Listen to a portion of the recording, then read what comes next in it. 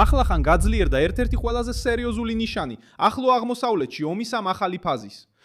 ისრაელმა არმიას ნება მისცა 400,000-მდე რეზერვისტი მობილიზდეს ირანსა და ჰეზბოლასთან დაპირისპირების გამო. ეს ინფორმაცია მნიშვნელოვანია, მაგრამ არის მთავარი დეტალი. თავად არმიამ განაცხადა, რომ ეს რიცხვი საგანგებო ზღვარია, რომელიც შექმნილია იმისთვის, რომ საჭიროებისამებრ მოქნილობა უზრუნველყოს ბრძოლის ველზე.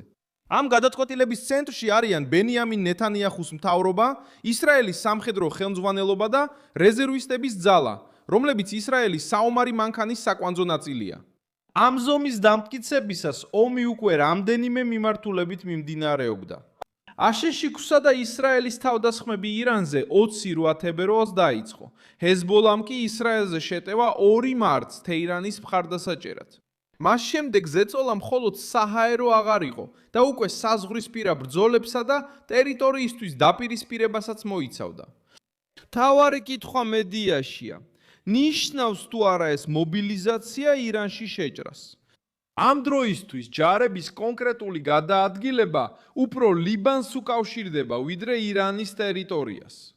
ისრაელმა განაცხადა, რომ ლიბანის სამხრეთში ლიტანეს მდინარემდე უსაფრთხოების ზოლს ოკუპირებს. ეს ტერიტორია ლიბანის ტერიტორიის თითქმის მე-10-ს შეადგენს. Associated Press-ის ცნობით, ამ ოპერაციას უკვე შეჭრას უწოდებენ.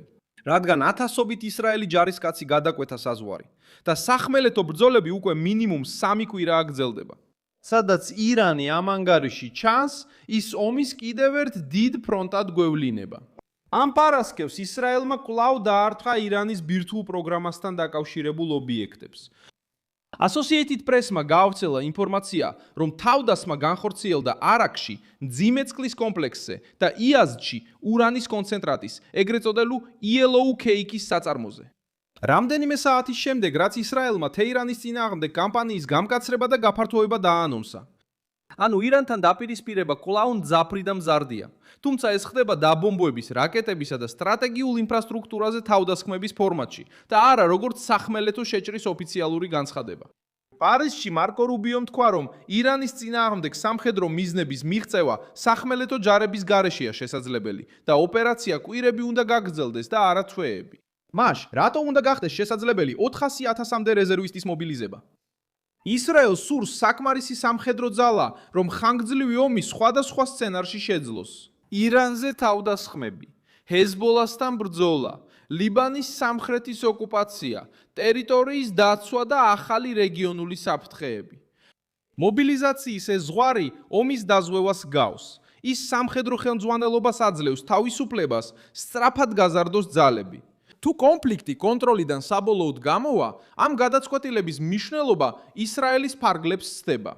როიტერის ცნობით, ომმა ბრენტის ნავთობის ფასი თითქმის $112-მდე გაზარდა, რაც დაწყებიდან 50%-ზე მეტით მატებას ნიშნავს.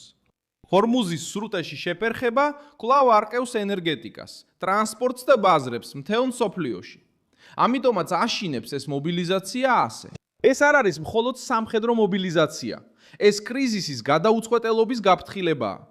რაც აშკარად და დამკიცებულად არსებობს, ეს არის სამხედრო ძალების უზარმაზარი ზრდა. ნებართვა 400,000-მდე რეზერვისტის გამოძახებისთვის.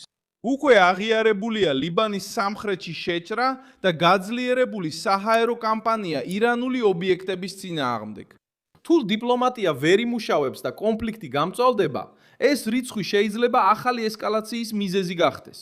მაგრამ აქამდე ცნობილი ფაქტების მიხედვით, ისრაელი ყველა სცენარისთვის ემზადება.